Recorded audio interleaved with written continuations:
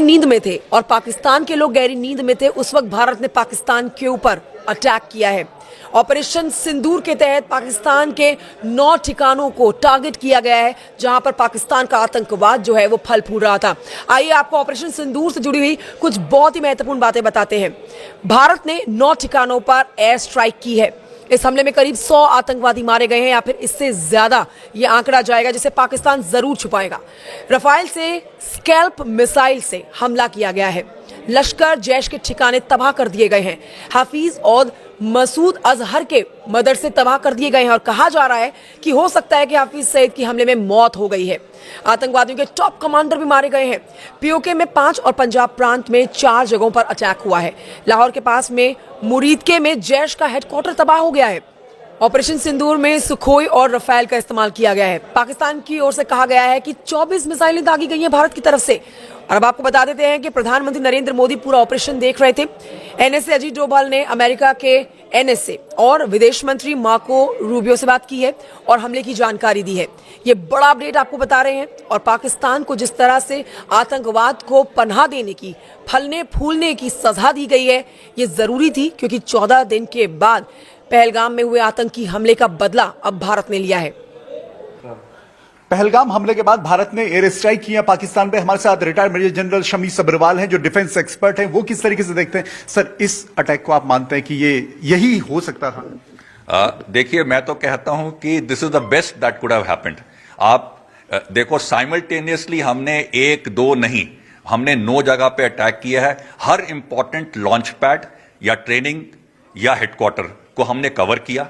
और उसके साथ साथ जो सबसे अच्छी चीज हमने ये करी कि हमने अपने लेटेस्ट वेपन सिस्टम एयरक्राफ्ट को यूज किया, ताकि हमें बॉर्डर को क्रॉस ना करना पड़े। और जब प्रिसीजन आप मिसाइल यूज करते हैं तो उसका इंपैक्ट जो है वो सबसे ज्यादा होता है और कोलैटरल डैमेज सबसे कम होती है, और वही किया गया है। और एक मैसेज दे दिया है कि हम अगर 4 बिल्डिंग में से आप एक बिल्डिंग में हो तो हम बाकी 3 बिल्डिंग को नहीं टच करेंगे, उसी एक बिल्डिंग को टच करेंगे। वो एक सबसे इंपॉर्टेंट मैसेज है। रिएक्शन आपको क्या लगता है, पाकिस्तान का रिएक्शन अब क्या होगा? क्योंकि हम तो आतंकियों को टारगेट कर रहे हैं, लेकिन वहां से कौन रिएक्ट करेगा आपको लगता है? देखिए, अभी अब पाकिस्तान की फौज की जगहसाई हो रही है।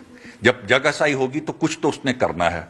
कुछ हवाई जहाज उड़ाएगा, कुछ 1-2 डर के मारे बम फेंकने की कोशिश करेगा, चाहे वो सिविल एरिया में जाए या बॉर्डर के आसपास कहीं गिरे। और बॉर्डर के ऊपर देखो, फायरिंग तो पहले भी होती थी, अब भी हो जाएगी, उससे कुछ खास फर्क होने वाला नहीं है। सिर्फ एयर एलिमेंट थोड़ा एक्स्ट्रा हो जाएगा। बाकी उनकी आर्टिलरी ने कुछ गन्स फायर कर भी दी तो वो ज्यादा समय नहीं कर सकते, क्योंकि अगर एमिनेशन अभी बर्बाद कर दिया तो अगर मेन लड़ाई होगी तब क्या करेंगे।